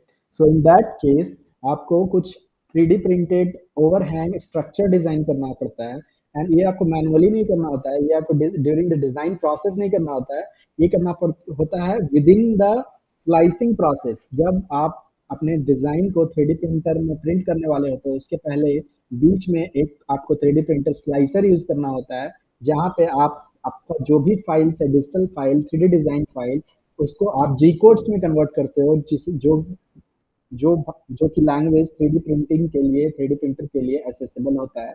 3D प्रिंटर वही लैंग्वेज समझ पाता है। तो ओवरहैंग्स आर आल्सो इम्पोर्टेंट। यहीं पे हमारा एक कॉन्सेप्ट आ जाता है, डिजाइन क्यों सीखना चाहिए। डिजाइन, नॉर्मल डिजाइन प्रोसेस से कैसे design for 3D printing different है। Let's move on to next thing. Support requirement कहाँ कहाँ पे होगी। फॉर एग्जांपल लेट्स से अगर ये ऑब्जेक्ट है वी, लेट्स से नीचे वाले इमेज को आप मत कंसीडर करना, this is just reflection. So let's say ये अगर ऑब्जेक्ट है वी, अगर आप इसको प्रिंट करोगे तो ये ऐसे प्रिंट होते चला जाएगा, right? Layer by layer nozzle ऊपर उठती चली जाएगी। बट अगर आप इस एज को प्रिंट करोगे तो जब इस कॉर्नर पे और इस कॉर्नर पे मेरा जब नोजल आएगा तो वो हवा में प्रिंट नहीं कर पाएगा, right? You can not print in air. तो इन दैट केस आपको नीचे से ही सपोर्ट बना के चलना होगा, ताकि जब मेरा नोजल इस वाली हाइट पे आए तो नीचे से इसके पास सपोर्ट रहे, जिसके ऊपर वो मटेरियल बिल्ड कर पाए लेयर बाय लेयर। तो in that case design for 3D printing comes into play. So support आपको ऐसे डिजाइन करना है, एंड अगेन जब आप ये फाइनली 3D प्रिंट कर लेते हो तो आपको ये सपोर्ट्स ब्रेक करनी होती है एंड वेस्ट हो जाता है ये। तो again it's a waste of material, but again very less compared to subtractive manufacturing, but waste is waste, guys. So we have to design, हमारी जिम्मेदारी है, ये हमारी ये जिम्मेदारी है, हम एज अ डिजाइनर कि हम अपने डिजाइन को ऐसे ऑप्टिमाइज करें, ऐसे डिजाइन करें, डिजाइन फॉर 3D प्रिंटिंग सीखें, डीएफएम सीखें, डिजाइन फॉर एडिटिव मैन्युफैक्चरिंग, ताकि जो कुछ भी हमारे डिजाइन है वो मिनिमम सपोर्ट के साथ मैन्युफैक्चर हो जाए, मिनिमम सपोर्ट के साथ, ताकि जो वेस्ट मटेरियल है वो कम हो, राइट? सेकेंड, अगर आप कोई ऑब्जेक्ट बना रहे हो उसमें सपोर्ट्स है, ठीक है, तो उस सपोर्ट्स को प्रिंट करने में भी टाइम जाएगा, राइट? तो हमारा टाइम भी ज़्यादा लगेगा। So we can also save the time. So अगर आप एक पार्ट प्रिंट कर रहे हो तो दैट्स नॉट अ प्रॉब्लम, दो पार्ट प्रिंट कर रहे हो that's not a problem. What if it's 1000 in numbers?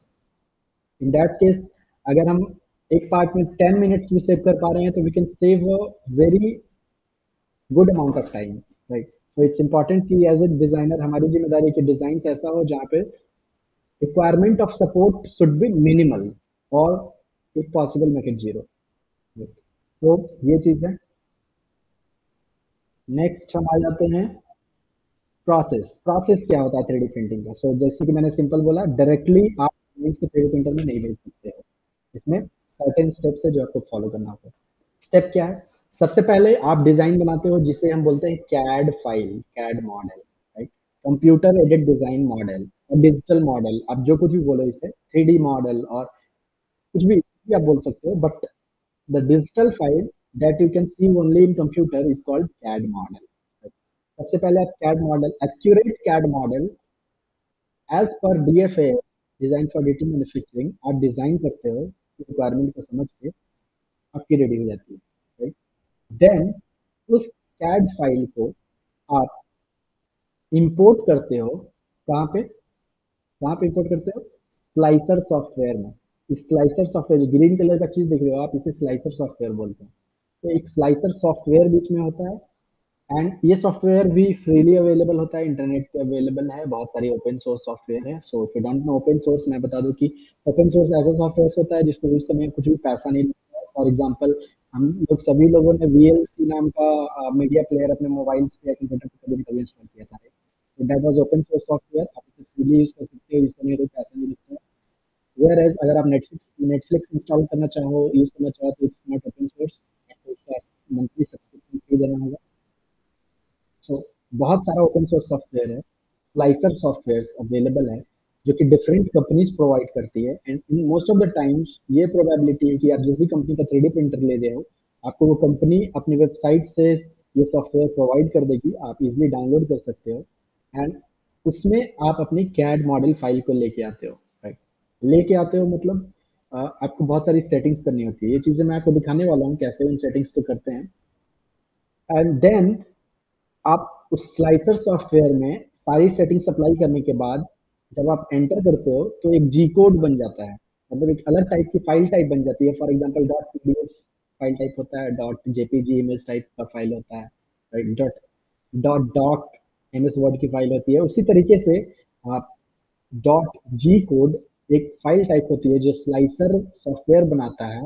And उस फाइल टाइप को अगर आप ओपन करोगे तो उसमें सर्टेन लाइंस ऑफ इंस्ट्रक्शन लिखी होती है। एंड नंबर ऑफ लाइंस में भी लैक्स, 10 लाख, 50 लाख होती है। और उसी सर्टेन लाइन ऑफ इंस्ट्रक्शन को, उसी फाइल को जब आप अपने मेमोरी कार्ड में या थ्रू वायरलेस ट्रांसफर अपने 3D प्रिंटर में करते हो तो 3D प्रिंटर उसी फाइल को रीड करके 3D प्रिंटिंग स्टार्ट करता है। तो यही पूरा वर्कफ्लो है एंड प्रोसेस है 3D प्रिंटिंग का। CAD file to slicer software, slicer software to G code convert, and then G code you can use for 3D printing. You can send it to your 3D printer. But you cannot directly send your CAD file to 3D printer. That will not work. So don't do this mistake. I don't know whether you know this thing or not. If you earlier have idea about this thing, just write Y in the chat box. If no, just write N. Just write N into the chat box. So we'll able to know that whether you are listening or not. Okay, so we'll move on to our next thing, and the next thing is that कौन सी slide software है? Simple, some of paid, some of free, I already told you. So अगर हम पहले वाले को हटा दें जो कि सिंपलीफाई 3D, तो बाकी जो आप सारी देख रहे हो सारी फ्री है। तो फ्री में ज़्यादा अच्छा ऑप्शन अवेलेबल है एज कम्पेयर टू पे। You don't do this mistake कि स्लाइसर सॉफ्टवेयर के लिए आपको पैसा देना है, बिल्कुल फ्री है। तो पैसा देना है सिर्फ और सिर्फ 3D प्रिंटर एंड मटेरियल का। डिजाइन आप खुद क्रिएट कर सकते हो if you are a designer. And if you are not a designer तब भी डिजाइन फ्री में अवेलेबल है, बहुत सारे interesting design. And then you can use this free slicer software to prepare it for 3D printing. अब हम आ जाते हैं क्या लिमिटेशन है 3D प्रिंटिंग की। हर टेक्नोलॉजी की कुछ ना कुछ लिमिटेशन होती है। नथिंग इज लाइक, कुछ भी ऐसा नहीं है जो कि इस धरती पे दैट इज परफेक्ट, राइट। सबकी कुछ ना कुछ लिमिटेशंस है, कुछ ना कुछ प्रॉब्लम्स है। एंड जब भी हम किसी टेक्नोलॉजी की बात करते हैं तो ज़्यादा लोग उसके एडवांटेजेस की बात करते हैं। No one talks about disadvantages. But यहाँ हम बात करेंगे कि क्या लिमिटेशंस है टेक्नोलॉजी। फर्स्ट लिमिटेशन यही है कि अगर आपने डिज़ाइन कुछ ऐसा बनाया है जिसमें कि बहुत ज़्यादा ओवरहैंग एरियाज है, ओवरहैंग मतलब हवा में लटका हुआ एरियाज है, देन आपको इधर सपोर्ट प्रोवाइड करना पड़ेगा, इधर वो प्रिंट नहीं हो पाएगी, तो उसमें एरर आएगा या सर्फेस क्वालिटी अच्छी नहीं आएगी। So it's super important that whenever you are designing, don't make anything ever 45 degree angle. So for example अगर आप ऐसे सीधा स्ट्रेट रखते हो तो ठीक है। अगर आपने 45 डिग्री एंगल रखा है यहाँ पे, up to 45 degree it's okay. अगर आप इस एंगल से ज्यादा बढ़ा दोगे तो वो प्रिंट नहीं हो पाएगा, इसकी क्वालिटी बिल्कुल will go down. So and in that case you need support. तो अगर आप 45 डिग्री एंगल से ज्यादा अपने डिजाइन में कोई भी फीचर्स इंक्लूड करते हो, इन that case you will need a support. For example मैं यहाँ पे आपको एग्जांपल दिखाता हूँ। लेट्स से हमने ये डिजाइन बनाया हुआ है, राइट। सिंपल डिजाइन है, कैड सॉफ्टवेयर में बनाया हुआ है।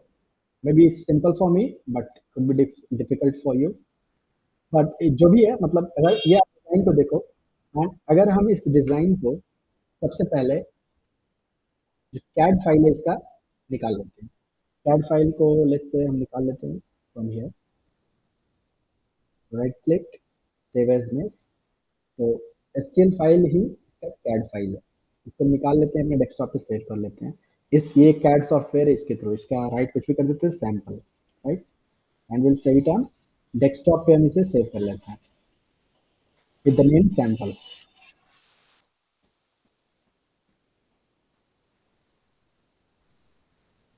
Let me know if you can hear me, right. हमने इसे डेस्कटॉप पे सेव कर लिया। अभी हम एक स्लाइसर सॉफ्टवेयर ओपन कर लेते हैं जो in our case it's Bambu Studio, right. मैंने बात भी करा था in our slides that Bambu Studio is one of the slicer software. Here you can see Bambu Studio, right. तो हम एक स्लाइसर सॉफ्टवेयर को ओपन कर लेते हैं जो कि बिल्कुल फ्री है। You don't have to pay anything, कुछ भी पे नहीं करना है इस सॉफ्टवेयर को यूज करने के लिए। तो इस सॉफ्टवेयर को हमने ओपन कर लिया। अभी हम इसमें अपना डिजाइन फाइल लेके आते हैं, राइट। डेस्कटॉप पे हमने सेव करा था अपना सैंपल फाइल, इस फाइल को लेके आते हैं, देखो। लेट्स से कि हम इस ऑब्जेक्ट को इस ओरिएंटेशन में प्रिंट करने वाले हैं, राइट? बाय डिफॉल्ट ये इस ओरिएंटेशन में आई कैट फाइल। तो सबसे पहले हमें जी कोड प्रिपेयर करना होगा। अब जी कोड प्रिपेयर करने के लिए जैसा मैंने बोला था कि सर्टेन सेटिंग्स आपको स्पेसिफाई करनी पड़ती है based on your 3D printer. Because slicer को नहीं पता आप कौन सा 3D प्रिंटर यूज कर रहे हैं। तो सबसे पहले तो आपको अपना 3D प्रिंटर स्पेसिफाई करना होगा फ्रॉम द लिस्ट। अगर इसमें लिस्ट में अवेलेबल नहीं है तो आपको सर्टेन 3D प्रिंटर को ऐड करना होगा, right? आप ऐड कर लो इसमें 3D प्रिंटर अपने, and then you can specify some certain settings. Certain settings में क्या है, लाइक लेयर हाइट है, इनफिल कैपेसिटी है, कितना आप सॉलिड रखना चाहते हो, कितना अंदर से हॉलो रखना चाहते हो, ये सब मिनिमम सेटिंग्स। लाइक स्पीड, कितना फास्ट आपको प्रिंट करना है, कितना स्लो प्रिंट करना है, right? कितना फास्ट नोजल मूव करेगा, ये सारी चीजें स्पेसिफाई करनी पड़ेगी। सपोर्ट की रिक्वायरमेंट है कि नहीं, तो ये चीज सपोर्ट की रिक्वायरमेंट है या नहीं, या स्लाइसर आपको वो कर देगा, नोटिफाई कर देगा। तो अगर हम इसको सिंपली स्लाइस प्लेट करते हैं जी कोड प्रिपेयर करने के लिए, तो it will take few seconds and slice कर दिया जाएगा। लेकिन इसमें हमारा कुछ भी वार्निंग निकल के नहीं आ रहा है, इसका मतलब इसमें सपोर्ट की रिक्वायरमेंट, अगर हम इस ओरिएंटेशन में इस ऑब्जेक्ट को प्रिंट कर रहे हैं, सपोर्ट की कोई भी रिक्वायरमेंट नहीं है। एंड ये कैसे प्रिंट होने वाला है, मैं तो दिखाता हूँ। बिल्कुल ये देखो ऐसे, first layer, from this layer it will start printing like this, here you can see, and it will go up to this, here you can see, not like that, here like this, ये दे layer wise layer.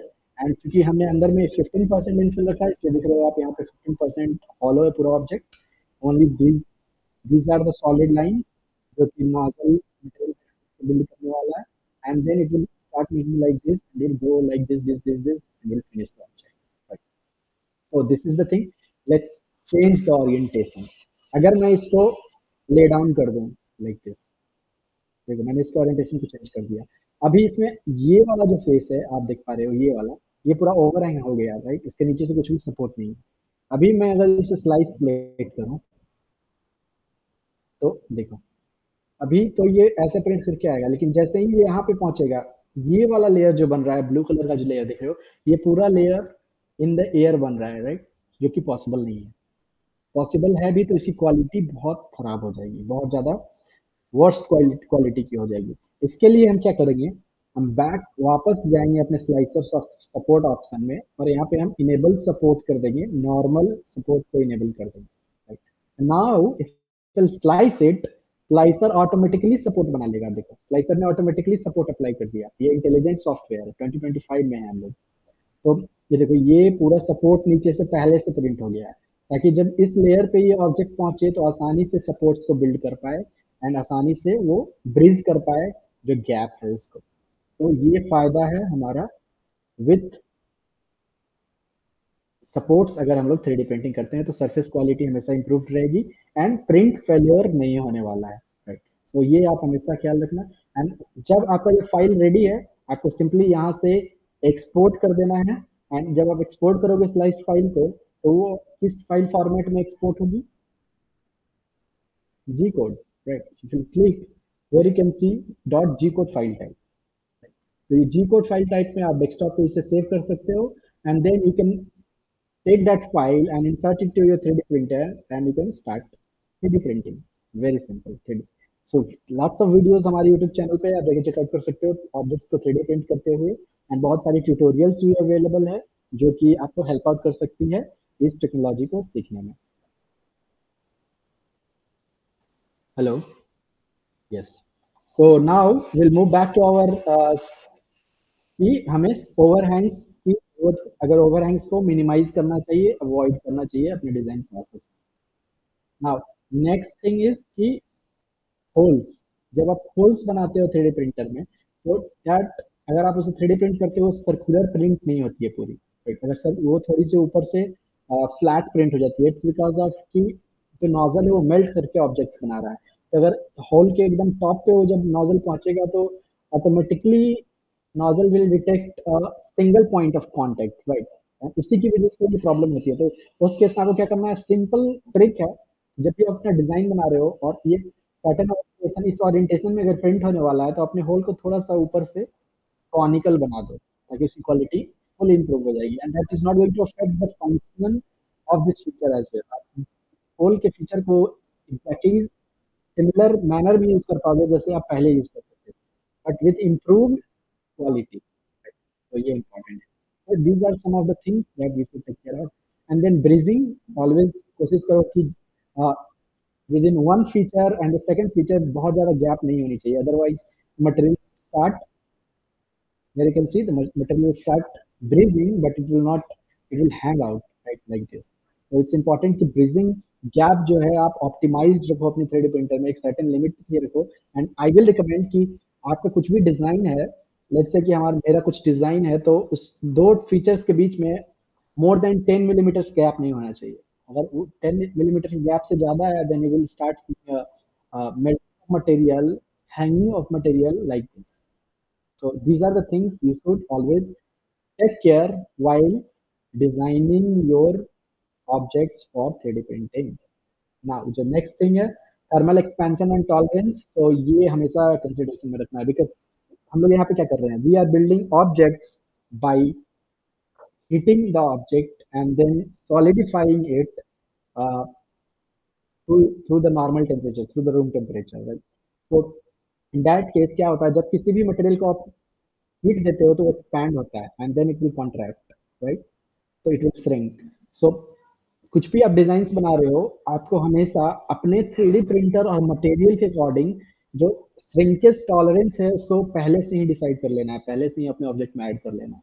ऐसा ना हो कि आप कोई object design करो 10 millimetre का and जब आप उसे 3D प्रिंट करो तो because of the shrinkage, material shrinkage, आपके पास वो फाइनल ऑब्जेक्ट 9 मिलीमीटर का निकल के आए.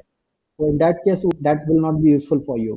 सो पहले ही आपको पता होना चाहिए, पहले से आप पूरी तरह से ये चीजें डिसाइड कर लो, टेस्ट आउट कर लो कि आपके 3D प्रिंटर और आप जो मटेरियल यूज कर रहे हो उसकी कैपेबिलिटी क्या है, किस तरह का उसमें श्रिंकेज, क्या परसेंटेज होता है, क्या नहीं होता है.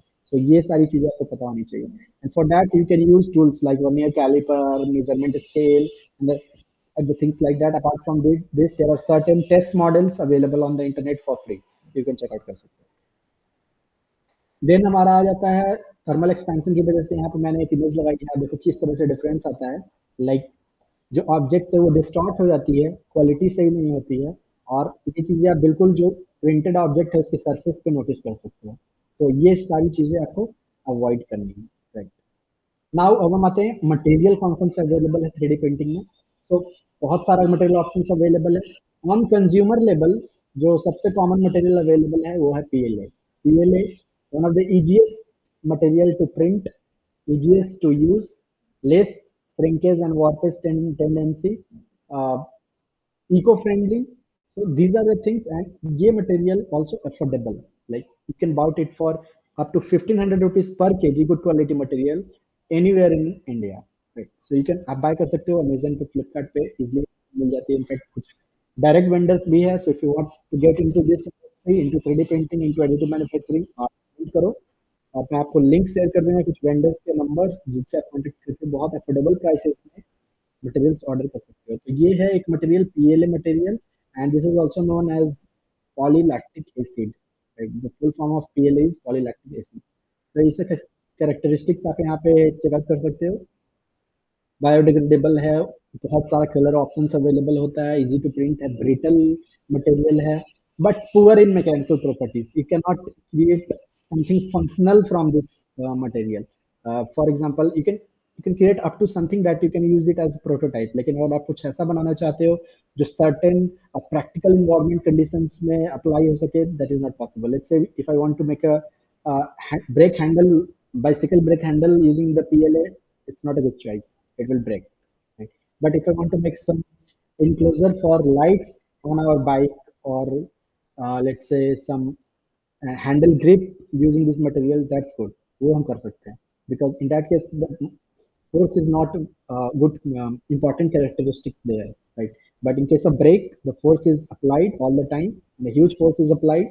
So in that case, PLA is not a good choice. So we have different material for that. Let's move on to the second material, and that is ABS. So this material is for actual practical conditions. So जैसे कि आप देख पा रहे हो, material को paint करने के लिए हाई टेम्परेचर नोजल चाहिए होता है, राइट? हाई स्ट्रेंथ होता है मटेरियल का, हाई ड्यूरेबिलिटी, हीट रेजिस्टेंट होता है. बट अगेन इसका भी ड्रॉबैक है. Drawback is while printing this material, इसमें से जो गैस निकलती है वो बहुत ज़्यादा हैज़ार्डस होती है, राइट? तो इट्स इम्पोर्टेंट कि आप जहाँ पे भी इसे 3D प्रिंट कर रहे हो, that area should be fully ventilated. ऐसा प्रिंटर एक ऐसी जगह पे रखा होना चाहिए, अगर आप एबीएस प्रिंट करते हो, ताकि वहाँ पे 1-2 खिड़कियाँ हों, एयर सर्कुलेशन अच्छे से हो सके, ताकि कुछ भी हैज़ार्डस ना हो, आपके हेल्थ के लिए वो कुछ भी हैज़ार्डस ना हो। तो ये चीज़ों का आपको ख्याल रखना है अगर आप एबीएस में प्रिंट करते हो, and again ABS is also very affordable, easily available in India, बहुत आसानी से आप ऑर्डर कर सकते हो। नेक्स्ट है हमारा FATG। FATG is also like ABS, but it does not emits fumes, hazardous fumes. So क्या डिफरेंस है एबीएस और FATG में? थोड़ा सा माइनर डिफरेंस है। You will compromise little bit on strength and quality, but it does not emit hazardous gases. नुकसान करने वाली कोई भी गैस इसमें से नहीं निकलती है। But still if you have a 3D printer, if you want to buy a 3D printer, keep it on a well ventilated place. That is one of the first recommendation that I can give it to you. Now the next material is TPU. This is one of the flexible material. For example, आप कुछ ऐसी चीजें test out कर रहे हो जो flexible है, like rubber, और let's take example for a band of your earbuds, right? Those are flexible. So if you are building something like that, or let's say you are developing some kind of shoes or slippers that is flexible, in that case you can try out this material TPU to make prototypes for yourself. These materials are completely flexible, but they cannot be printed on each printers. For these, to use these materials, you आपको ऐसा 3D printer select करना होगा जो इन tools के लिए capable हो, because certain hardware changes होती है जो 3D प्रिंटर्स TPU मटेरियल को प्रिंट करती है, and that known as thermoplastic polyurethane, right? Now, the next material is that nylon. So, nylon is one of the most practical material used in almost end user parts. तो nylon में basically multiple material का mixture होता है और बहुत heat resistant होता है, या you can see it's high temperature required, expensive है because you can not find it very easily, बहुत इजीली वेंडर से आप, इंडिया में बहुत कम वेंडर्स है जो इसको एक्चुअल में मैन्युफैक्चर करते हैं, तो ये सारी चीज़ों का आपको ख्याल रखना है। Next material is polycarbonate, and this is the material of 2025, I will say. So in these materials, we are using carbon fiber carbon fiber pellets. So what they are doing, they are mixing carbon fiber pellets in plastics to make it reinforced, like it will act like a metal. So, but to print these materials, again, you will need high, means I will say expensive 3D printers that will able to handle high temperature filaments. So to print these materials, you will need super high temperature capable nozzles, and also it's super high resistant, impact resistant, high strength, moisture sensitive. They don't absorb moisture, so it will almost equal to like a metal, but they are super expensive again. So these are all the material options available that we can try, that we can use for the 3D printing application. Now let's move on to our agenda. Like we have missed anything, we have talked about pros and cons of FDM, how we can slice the software, previewing, saving file, consumer products. Okay, so we had almost discussed everything. We had also discussed about the opportunities. Freelancing opportunities के बारे में थोड़ा सा बात कर लेते हैं, because this is one of the thing that more of the people are interested in, and that opportunity is, अगर आप एक designer हो, let's say you had learned designing, right, in any CAD software, that's not a matter.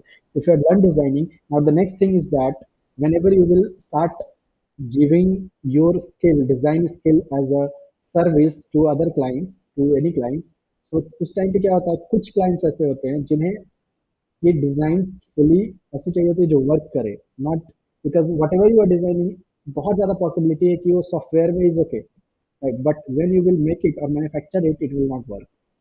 So it's important to have a 3D printer in that case when you are designing a product, कि आप test out कर सको what जो भी चीज़ आपने design करी है. आप कुछ भी डिजाइन बनाते हो, आप या कोई भी क्लाइंट जब आपको पे करता है और डिजाइन बनवाता है या फिर प्रोडक्ट डेवलप करवाता है, देन आप उसे ऐसा प्रोडक्ट डिलीवर नहीं करोगे जो पॉसिबल ही नहीं है, राइट? आप कुछ ऐसा डिलीवर करोगे जो फंक्शनल हो, तभी आपको पैसा मिलता है, तभी आपको कोई भी हायर करता है, पे करता है, and then again they can also recommend you to others. So in that case, to अगर आपके पास 3D प्रिंटर है, you can test out the design first before giving it to the client final design. तो इससे क्या होगा, आप अपने डिजाइन को एकदम से ऑप्टिमाइज कर लेते हो for the manufacturing, and then जो आप, but that cost you can already include in the design, कि आप पहले से ही सारा कैलकुलेट कर लो कि मैं दो चार 3D प्रिंट करूंगा, एक दो बार टेस्ट करूंगा डिजाइन को, देन मैं उसके अकॉर्डिंग आप क्लाइंट को कोट कोट कर सकते हो अपने प्राइसेस को। तो इंपॉर्टेंट है, एंड यहीं पे हमारा 3D प्रिंटिंग का एप्लीकेशन होता है एज ए फ्रीलांसर। तो this is the thing. Next, you can also start providing 3D printing services, because आप जहाँ भी रहते हो, जिस भी सिटी में रहते हो, आपके अराउंड ढेर सारे स्कूल्स, कॉलेजेस, स्टूडेंट्स रहते होंगे जो कुछ ना कुछ रिसर्च करते हैं, प्रोजेक्ट्स क्रिएट करते हैं, एंड फॉर दैट पर्पस उनको प्रोटोटाइप्स की रिक्वायरमेंट होती है, 3D प्रिंटेड प्रोटोटाइप्स। तो आप अपने नियर अराउंड अपने लोग को बताओ, फ्रेंड्स को बताओ, आप इस टेक्नोलॉजी के बारे में बताओ कि कैसे इससे आप कुछ भी बिल्ड आउट कर सकते हो। जितने ज़्यादा लोग इस टेक्नोलॉजी के बारे में जानेंगे, एंड अगर उनके मन में कुछ भी आइडियाज है डिजाइन का, प्रोटोटाइपिंग का, या फिर प्रोजेक्ट्स का, तो they can reach out to you to discuss those ideas, they can ask for your help to make it, and then there you can charge them for designing also and for 3D printing services also. So that is also the second option as a freelancer in the product design area, right? And the third जो है, आप skills को सिखा सकते हो लोगों को। अगर आपने आपने मास्टर कर लिया है इस स्किल को, पूरा ए टू जेड मास्टर कर लिया है, then you can start teaching other students, right, other individuals, hobbyist, जो लोग भी इसे सीखना चाहते हैं, आप उन सबको सिखा सकते हो, and you can charge it और you can do it for free, that's on to you. But कहाँ पे सीखना है, अगर आप शुरू में जब आप आपके पास 3D प्रिंटर नहीं है, तो कहाँ पे आप 3D प्रिंटर सीख सकते हो? मैं रिकमेंड करूंगा that you look out for the nearby maker space और फैब लैब। आप टोटल नोट डाउन कर लो, मेकर स्पेस और फैब लैब आपके नियर बाई जहाँ भी है, आप जाकर विजिट करो, and most of the time they are free to visit, but to learn there maybe you have to pay. And you can also look out for the engineering colleges. आपको most of the engineering colleges में 3D printers मिल जाएगी, तो आप उन engineering colleges को reach out कर सकते हो, वहाँ पे जो भी कम्युनिटी जो 3D प्रिंटर्स हैंडल करती है, आप उनसे बात कर सकते हो, और आप 3D प्रिंटिंग का जो भी पॉसिबल है, आप उनसे डिस्कस करके वहाँ पे सीख सकते हो या फिर यूज कर सकते हो। तो ये कुछ प्लेसेस है जहाँ पे आप 3D प्रिंटर को। Now come on to the question part. I think we have covered almost everything. So now, if you have any question, just write into the chat box.